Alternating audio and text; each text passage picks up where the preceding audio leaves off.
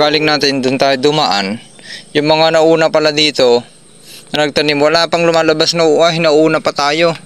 Mga nauna nagtanim yan, hindi pa nag-uuhay yung palay nila, wala pang lumalabas na ganyan. Mas early talaga ito, LP908, RC222, yung mga nandyan banda.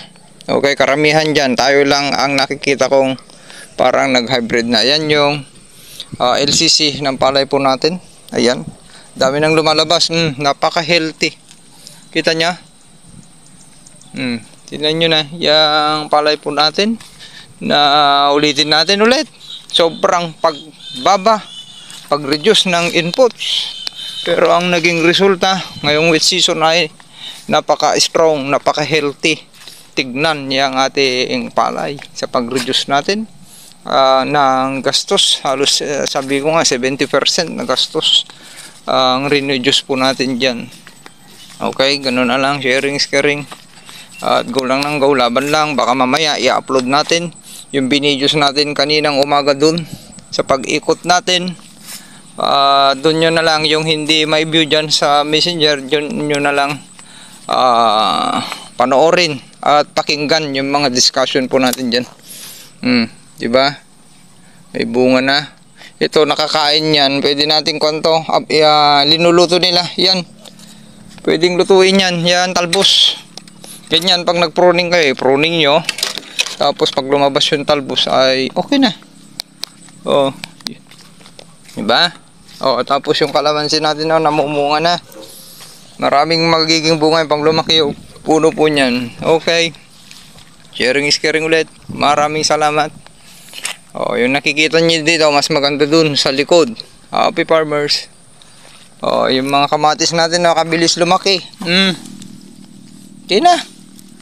Yan, nadiligan natin ng YM po yan. Tapos na pulyar na rin. Yung mga susunod na ganun ulit. Okay. Maraming salamat. Happy farmers.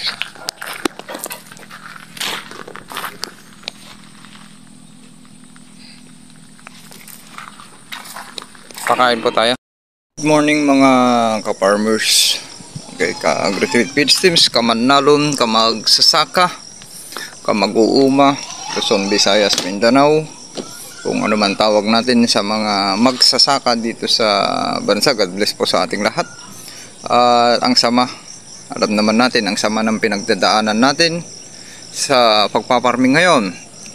At gagawa tayo ng paraan. Need nyo na po ng plan B dahil base sa mga nababasa natin sa social media, mga traders na rin na may farmer, may bukid na gumagawa ng bigas, nagsalita ng mga yan at talagang walang presyo ng palay. Malulugi rin sila. Yung sinare ko sa group chat, ayan, pag-aralan nyo lahat yan dahil nakamonitor tayo, lalo't palabas yung mga butil ng palay natin. Yung sinasabi ko, gawin nyo lang yung protocol natin, at protocol pa sa dry season ay mas maganda pa dahil tignan nyo sobrang pag-control yung ginamit nating gastos po dito. Walang lason mula 1 dot hanggang ngayon 55 dot ay nakita nyo naman, nandyan na yung protocol mula seeds preparation. Ginawa na natin yan. Ay puntahan nyo lang para hindi nyo makalimutan. Tapos syempre alam nyo naman yung hybrid ay hindi pwedeng ulitin. Ngayon maglilis pa tayo ng gastos sa dry season. Ibig sabihin ililis ko sa 15,000 square meter dito, ililis natin, pwede nating i-reduce yung 25,000 pesos pa para talagang hindi na malulugi. At gagamit tayo ng manure natin, sarili nating manure, walang chemicals herbicide. Nakita nyo, kalinis, proper land preparation lang, magpabulok kayo. Herbicide, insecticide, ano pa yung natin, fungicide, pesticide, bactericide, wala tayong ginamit yan. Abono, nakita nyo yung abono natin, nakita nyo kakarampot.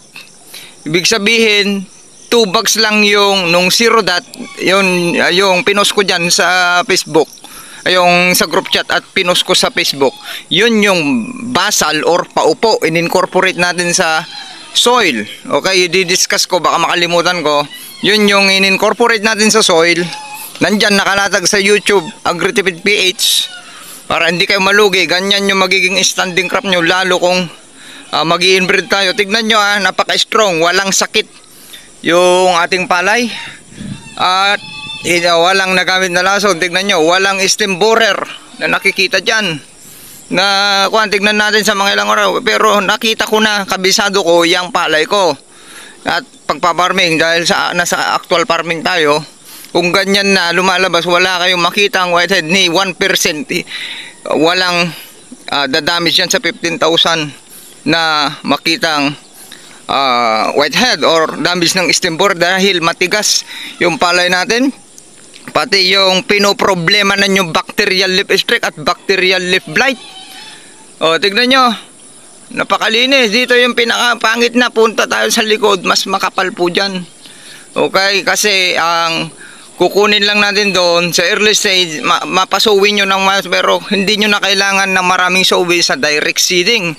Babawasan pa natin yan sa direct seeding. Tignan nyo, yung nasa album ko, bisitahin ninyo, puro direct seeding yan. Umaani yan ng malakas.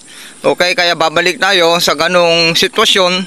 Huwag muna natin pangarapin yung abutin yung 10 tons pataas kung hindi bagay, akma sa presyo nangyayari ngayon. Mas malaki yung chance natin na kumapital ng malaki na malugi kung dadaanan tayo ng malakas na hangin, bagyo sa flowering stage. Maraming mababaog dyan at masisira.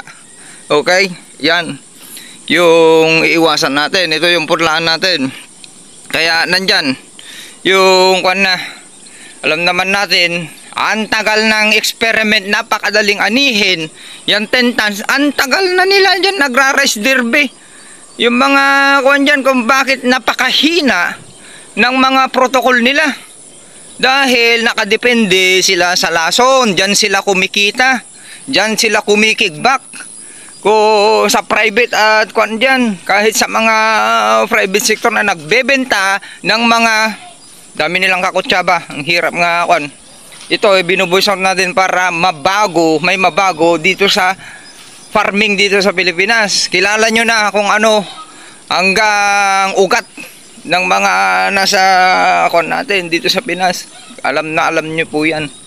Kaya wag na kayong umasa na gaganda pa yung presyo, dahil nagtuturoan na sila, no? Government to private, nagtuturoan na kung sino yung may kasalanan po dyan. Okay, alam nyo na kung sino yung pulot dulo po niyan.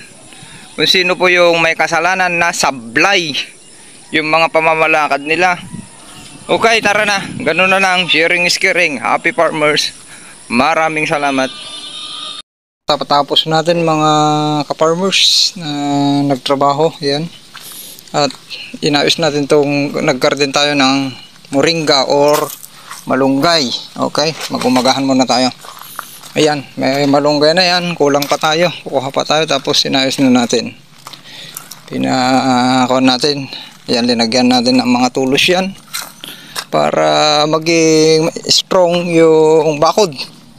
Tapos may kakapitan. Yung itatanim natin mga ampalaya dyan. May wild ampalaya tayo dyan. Ayan, pang matagalan yan. Maganda po yan. At bibili pa tayo ng hybrid. At yung F1 at saka yung ayan, meron tayong kabatiti, yan, patula, meron tayong kalabasa, kumpletuhin na natin. At bibili pa tayo ng kulang. Ayan, yun, may kamatis po tayo doon, sili, panigang. Ayan, ito naman yung okra. Yan yung ampalaya na wild, balang, tawag namin sa mga Ilocano. At nandito yung talong. Okay, ganyan lang ang pag-farming natin. Para siya pa ang bibilhin po natin. Okay, palay natin. Huwag ka nang mamunga kung walang presyo. Okay, meron akong pinos dyan. Yan, ginawa ko yan hindi para batikusin yung mga ginawa natin yan, kung sino-sinong tao. Ginawa natin yan para mabuksan yung isipan ng mga nakakabasa, hindi, para hindi maging kabayo na nakatakip. Dapat alam tignan yung left and right, likod, harap, para masolusyonan yung mga lahat ng bagay-bagay bago ipatupad yan. Sharing is caring. Maraming salamat. Ka-farmers, tapos na tayo naglinis doon banda. Dito, mamaya na. Ayan. At nagpakain na rin po tayo. Ayan. Kaya nakaangat na yan. Nalinisan na natin. Ayan. Para pa malayo sila sa sakit at mabilis silang palakihin. At gusto nyong makita yung standing crab natin. Matagal tayong dumikot dahil nawalan rin tayo ng gana. Okay. Pero pilit pa rin natin i-share sa inyo. Kaya nandyan yung YouTube channel natin. Kung hindi naman na tayo nagbablog, ay balikan nyo lang yung YouTube channel. Kunin natin yung stick at subukan nating umikot. Ayan ha. Standing crab natin kung yung planting height ng variety po na to, LP908 ng Pro Agri-Seed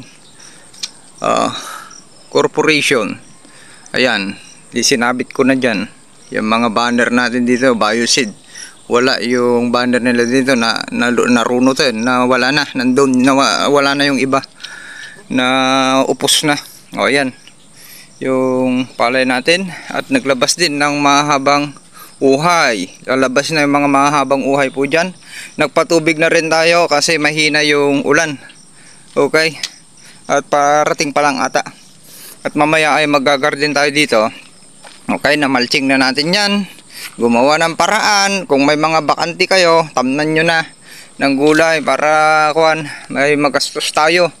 Sa ating mga estudyante, wag muna kayong umasa sa gobyerno ni Juan de la Cruz para ma-improve yung inyong sakahan. Wag kayong umasa sa puro lason, chemicals, dahil yan ang nagpapahina ng ani po ninyo. Hindi bagay po ngayon. Yan ang sumisira sa inyong sakahan. Huwag ko yung sinasabi nga, huwag bara-bara. Sila lang ang yumayaman po dyan. Okay?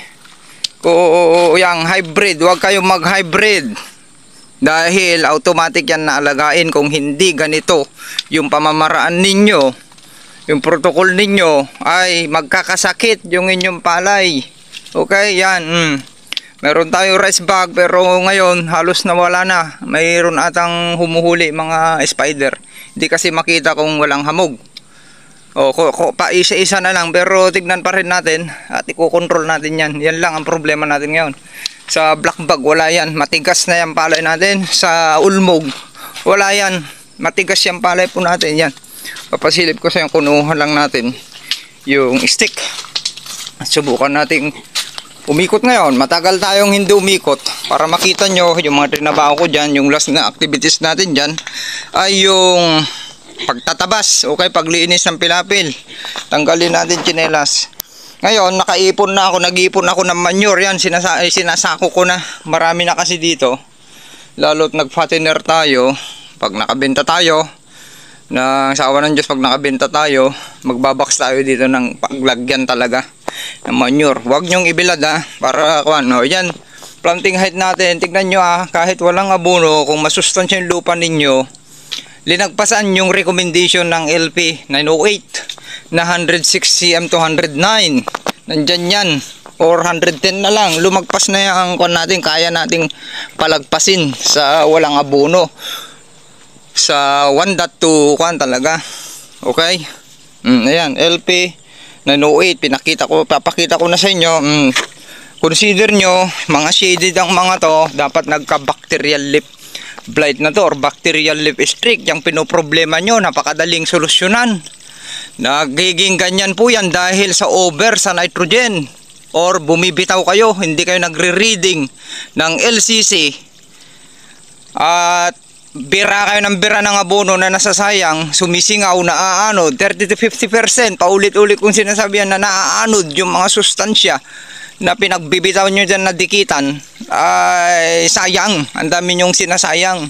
Unlike sa ginawa nating protocol ngayon, parehas naman yung ang dami natin linod, 20 bags nung dry season. Tignan nyo, halos lagpasan niya dahil sa tulong din ng ulan po yan. Okay, tapos yung mga ginawa natin, protocol, hindi ganyan yan kung hindi natin ginawa ng actual. Okay, yung mga naglalaban, tignan nyo, napakalinis. Ulitin natin. May nag-vlog ako kanina dyan. May stem borer man dyan sa ganitong sitwasyon na wala tayong nakikita. Wala nang 1% yan. Hindi na nakakabawas sa ani po natin yan. Wala pang isang kaban. Sabihin na lang natin may 0.1%. 0.50. 1%. Okay. Kalahati ng 1%. Ayan. Ngayon, tatanggalin na natin yung kuhan. Talagang pinapasukan ko ng tubig dahil ang tubig irrigation ay tubig ulan. Mayroong makukuhang sustansya po dyan. Ang tubig ulan, ang daming sustansya, nutrients po dyan na makukuha. Okay, kaya patubig kayo sa mga may irrigated. Benefits nyo na yan. O, yan. Standard crop natin. At pilapil. Kita nyo?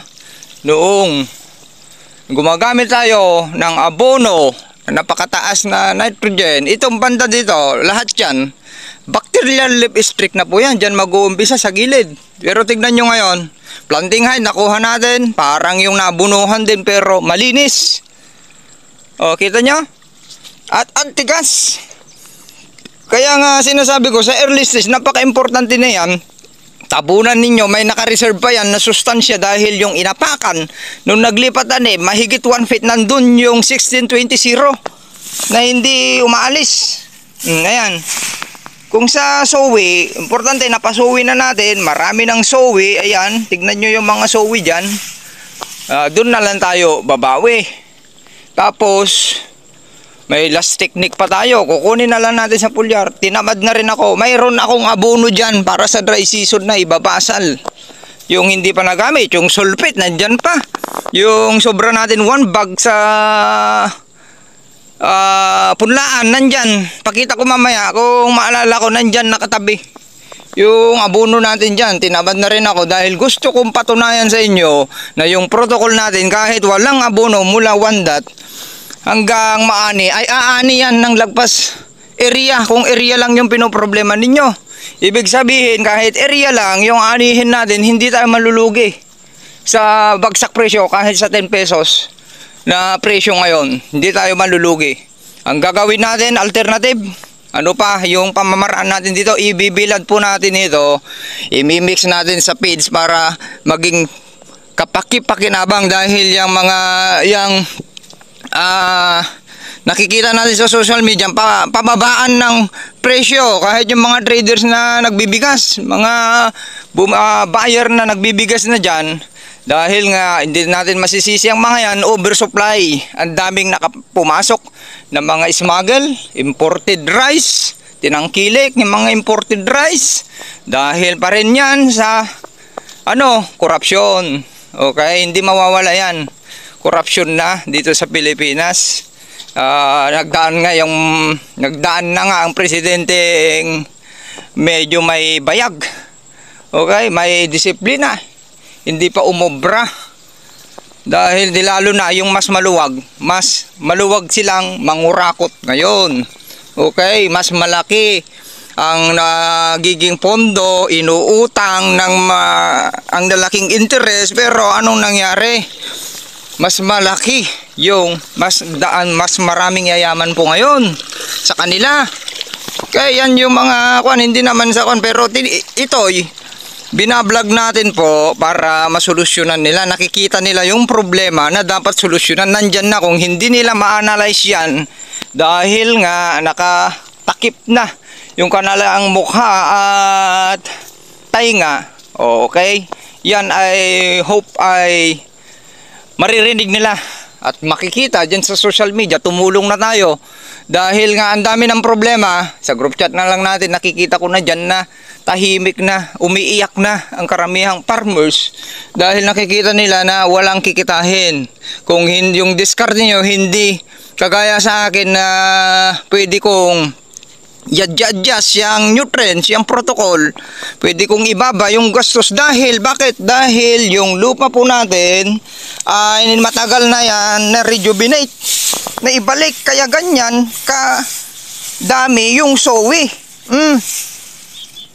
Okay, kung ang lupa ninyo ay napakahina, yung yan sinabi ko, may nagpost dyan, ang ganda. Yung nagpost dyan, yung siner ko, na baka, okay? Baka na lang ang alagaan niya dahil nakita niya sa lugar nila na ang dami nang hindi nagsaka. Mahigit 10 hectares, 20 hectares. O di bibili siya ng baka, mas kikita na siya doon, libre yung pakain. Sa baka lang, magsipag lang, or kahit tayo, sinisit up na natin dyan, nakikita natin, gawin natin na mas malaki yung kita. Magtatanim tayo ng damo dyan, may napier doon, ang daming napier doon. May napier pa doon, may pagkuha na tayo ng binhi, ilalapit natin dyan para dyan naman yung tinatabunan natin. Dyan tayo gagawa ng sisilungan nila, kambing man or baka nandyan na malilis. May kikitahin po tayo, malilis yung kuwan natin. Nakita nyo na, pinapakita na, hindi na tayo pupunta doon, mas malalaki yung palay doon. Alam nyo naman doon yung bagsakan ng kuwan natin. Ayan na, tignan nyo yung mga kuwan pala, pagitan yan na kuwan lahat. Tignan nyo nalinisan lahat yan, factors lahat yan. At hindi natin masisisi, may nag-PM sa akin si Sir, taga-Ilagan, hindi na sinunod yung binigay natin ng protocol dahil tinamad na rin yung mga taga-saka nila dahil wala naman daw kikitahin. Yun yung isang impact pa sa farm owner na lalong mas malugi. Tingnan nyo, kung may nakalabas ngayon dyan na umiikot, ako na lang yung umiikot dito na masipag na umiikot dahil kung wala, alam nilang walang kikitahin ng mga yan, ay tinamad na. Yung ipapagawa nyo, hindi na gagawin yan. Ibig sabihin, lalo kayong malulugi. Kaya ito na yung time para ilabas nyo rin, iparamdam sa mga bulag. Okay, sa mga bulag, hindi nakakarinig, na iparamdam ninyo na mayroon tayong ang laki ng halaga natin dito sa Pilipinas, yung kinakain nila. Magtanim lang tayo ng yung palagi nyo sinasabi, hindi nadadaan sa rally po yan. Pwedeng idaan na lang, magtanim lang kayo ng para sa pangsariling bigas na pamilya. Mararamdaman po yan na kung yung mga basher dyan na wala namang alam sa pagpaparming mula seeds tapos harvest, pagbilad, kung gaano kahirap yan, naglabas ng pera na napakalaki. Hindi naman nila alam dyan, pangbabas lang ang alam, or binayaran yung iba dyan, kulang sa kalaman, naggaling-galingan, ay iparamdam natin sa kanila kung gaano ka-importante ang mga farmers dito sa bansa para maramdaman nila. Ulitin natin, pinanganak tayo ng 1980s, okay? Puros experiment. Okay. Yung experimentation na yan, makukuha sa 1 month lang yan. Kung paano umani ng 10 tons, mahigit. Isang cropping season, 2 cropping season, tapos na yan. Hindi yung lifetime, second generation, magge-generate pa ilang dekada na paulit-ulit, 4 tons, hindi na itaas ang ani, ang daming mga project para pagkunan lang ng itatabi. Huwag na tayo magbubulag-bulagan, ulitin natin para may mabago. Okay? 1 in 2 cropping ay enough na yan para sa experimentation, para makuha yung maitaas ang ani ng bansa. Hindi ang mechanization, pabaliktad na nga. Ang taas na ng gastos. Pagdating dyan yung mga subsidy, huwag kayong umasa sa mga yan dahil lalong dumadami ang korupsyon, lalo kayong naghihirap at iilan lang yung yumayaman dyan. Huwag kayong umasa para may mabago sa atin. Okay? Para okay, sana ito po ay peace po sa ating lahat. Binu-voice out ko yung hindi masabi-sabi ng mga kapwa nating farmers dyan na sobrang pangkalugi na. Recropping season na yan, na tinamaan sila, hindi na nakabayad ng utang, na nag-i-interest, na baon na sa utang sa agri-supply, sa mga buyer na nagpapautang sa kanila, traders, ay lubog na sa mga utang ng mga yan. Okay, at least sa atin, hindi tayo umuutang. Kaya hindi pa naman tayo nalugi mula nung nagsaka tayo, dahil alam na natin yan. Ang ginawa natin, gusto natin taasan yan man, ay hindi pwede. Dahil ang dami nating kalaban, hindi lang climate pa noon, kaya pa nating solusyonan konti yan, kaya nating kontrahin yan. Pero yung nangyayari ngayon, kalaban na natin lahat, ay hindi na pwede. Yung bara-barang ganyan po, mag-adjust tayo, hahanap ng ibang pamamaraan para ma-reduce yung gastos na parang ganito. Tignan nyo yung standing crop natin, kung gaano katangkad yan, parehas yan sa inabuno natin na mahigit 20 bags nung hinit natin yung 11.68 metric tons nung dry season. So planting height sa walang ginamit na ng abono, no, mula 1.2 hanggang ngayon 56 na, magpi-56. Ayan na, kalakasan na niya maglabas. Pinagdadaanan naman yung sama ng panahon, may bagyo. Hindi nyo ba mapansin yung palay na lumalabas? Hybrid ito. Hindi nyo ba mapansin na walang purpur, walang patay, puti na butil sa dulo? Ibig sabihin, kahit panahit natin, i-explain ko na naman, tignan nyo. Ibig sabihin, kahit pa nung gumamit tayo ng napakaraming abono para gusto nating paramihin yung butil sa isang uhay na ang dami namang namamatay, hindi kaya yung climate, yung weather, humidity, yung factors niyan, humidity, lamig at yan, halumigmig. Ang cause niyan, yung purpur, hindi po yan damage ng insekto, ay nakontrol natin, halos parehas yan dahil walang patay sa dulo ng hybrid po natin, dahil walang sakit. Kita nyo? Mayroon man dyan sinasabi ko nyo sa gilid, minimal, wala pang 1%. O, kita nyo, dito banda sa taas, dito yung pinaka shaded, dyan banda, ang daming insekto dyan. Gusto nyo lusungan natin, bakit wala kayong makita ang daming damage ng stem borer dyan, whitehead or dead heart? Marami pong insekto dito, nakita nyo yung leaf folder dyan, dahil doon tayo, maraming dito, ganyan katangkad. Palay natin dito, planting height, ayan na mismo, nasa pila-pila ko, mas mataas pa na, yan na mismo, hanggang dibdib yan, hanggang leg na yan kung linusungan natin. Actually po yan, nasa pila-pila ko. Kita nyo ba? Nakita nyo yung uhay, walang unfertile, patay na uhay. Nakikita natin, wala na yung mga karamihang black bag yung nakikita ko. Naglalaban-laban na yan sa mga friendly insect natin. Ito, mayroon dito. Huwag muna kayong magbomba kung may ganyan, wala pang makakain. Yan, naglalabing-labing pa. Kay wala pang makakain, nakita nyo, wala yung nila, walang damage. Sa milking stage po yan, yung mga anak ang para kayo nag-alaga ng animal at baboy na talagang yung gatas ang titirahin po ng mga yan. Ayan, pinakita ko na lang sa inyo. Umiikot tayo para may maisip ako. I-catch up nyo lang yung gusto nyo, mabilis tayo magsalita. At bilisan nyo rin yung utak ninyong pumick up sa mga pinagsasabi po natin dito. Nasa gubat na tayo. Marami pong insekto dito.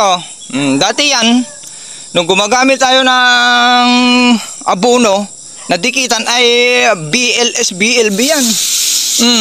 Daming stem borer. Leaf folder yung iba, yellow at white. Tignan nyo. Bakit? Nakikita nyo? Walang 1% na damage dito. Nandito sa gubat yung pinaka maraming insekto. Kikita nyo mga lumilipad. Takot na takot po kayo sa mga insekto.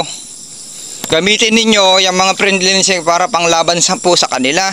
Huwag kayo bara-barang may mga mambibilot yan, early stage. Huwag kayo kung nakita nyo naman, okay yun para maubos yung old dahil mamamatay naman yung old leaves. Kung yung 3 and 4, walang problema po yun. Yung plug leaf shift ang alagaan po ninyo.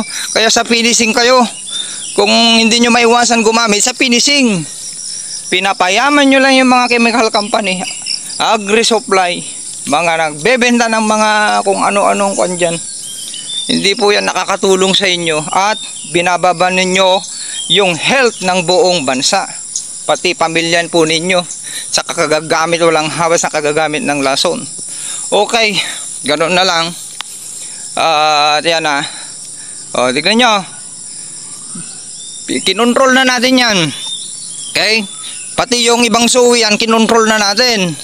Kasi kung sobrang kapal naman yan, ay hindi kakayanin ng sustansya. Dahil ayaw nga natin magbitaw na ng pass release. Subukan natin kung hanggang saan ang kaya yung protocol natin na hindi na gumamit ng abono mula lipatanim para makatulong tayo.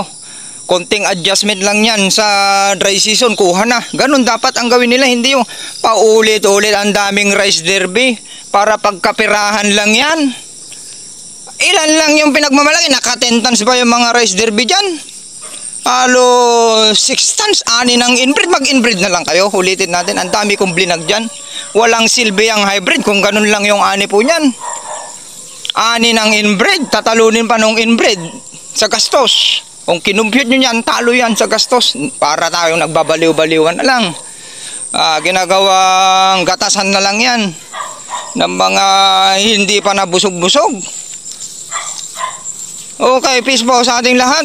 Hope ay marami tayong natututunan at naipapabot natin yung mga hinaing ng ating mga kapwa farmers na hindi masundo-sundan ang tamang pamamaraan ng pagsasaka, pati yung mga nasa ang daming education na yan na pinagtuturo yan, naging buhol-buhol na yung buhol-buhol na yung itinuturo niyan, kaya ang resulta, walang resulta, kabagsak. Okay, ito isasara na natin to dyan naman sa kabila para hindi mahugot din yung tubig nito.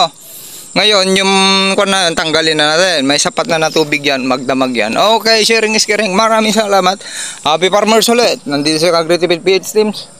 Handang tumulong po sa inyo.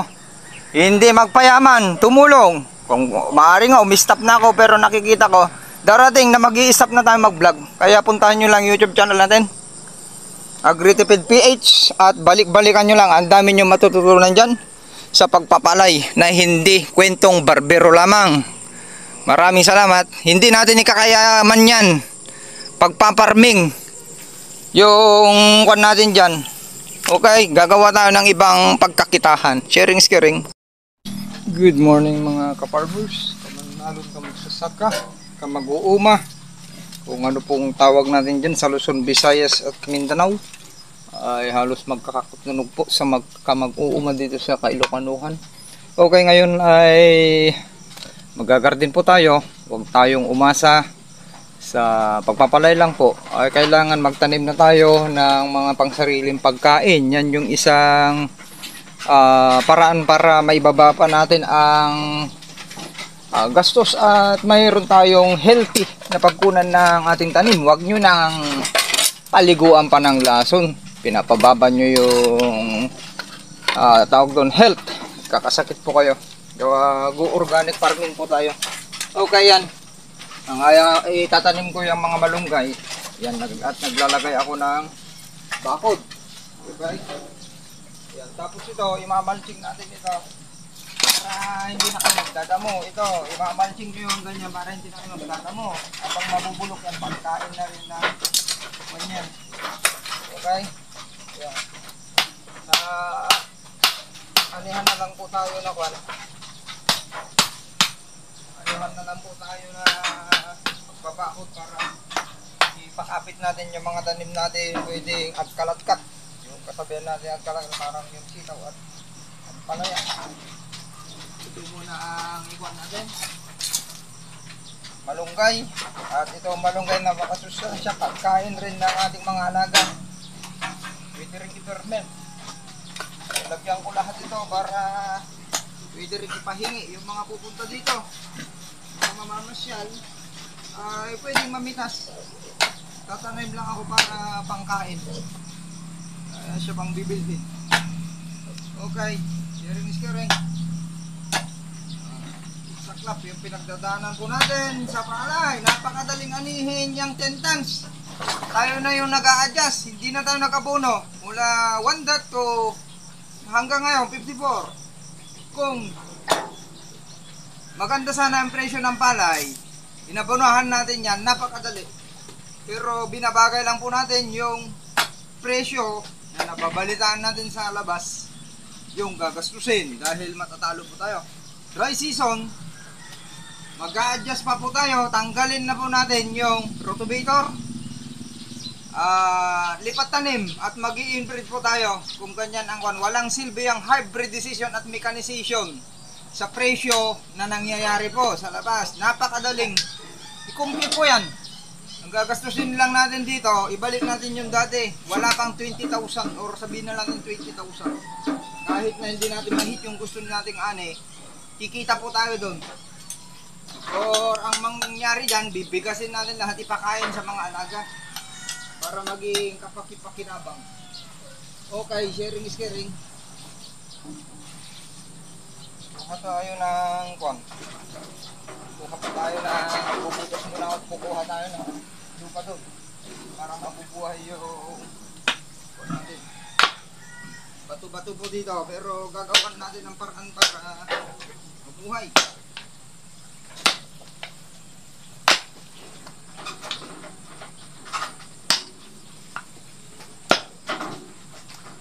Nanahimik po tayo pero tan na para ilabas natin yung sa loobin natin para makita nila, hindi naman sa pagkukanyan, para makita nila, masolusyonan. Kung hindi nila nakikita, bulag pa sila sa katotohanan, makikita nila po dyan kung ano yung problema at susolusyonan. Kung mahina yung analysis po nila, agagaling po nila. Kaya lang nangyayari po dyan dahil tinitik advantage yung pondo. Kaya nagiging palpak yung mga pagpapatupad. Dahil sa huwag na tayong magbubulahan, korupsyon dito sa Pinas.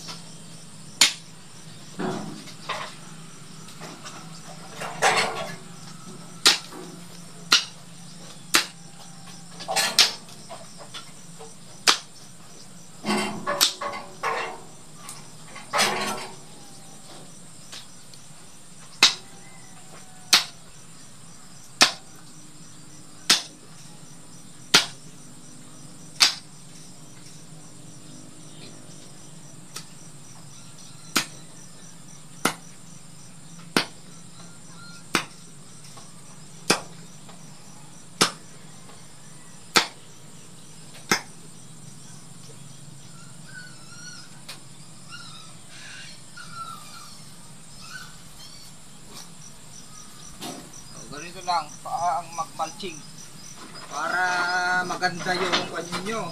Pag may moisture palagi, hindi dilig ng dilig. Yan, yung mga kwan natin dyan sa babuyan, sa loob, yung ginagamit na pang tatag natin sa kwan ay imamalching naman natin ngayon. Yung pinagtanggalan. Pero wag nyong idikit dahil hindi pa nalbulok yan sa puno. Maluluto, mainit yan.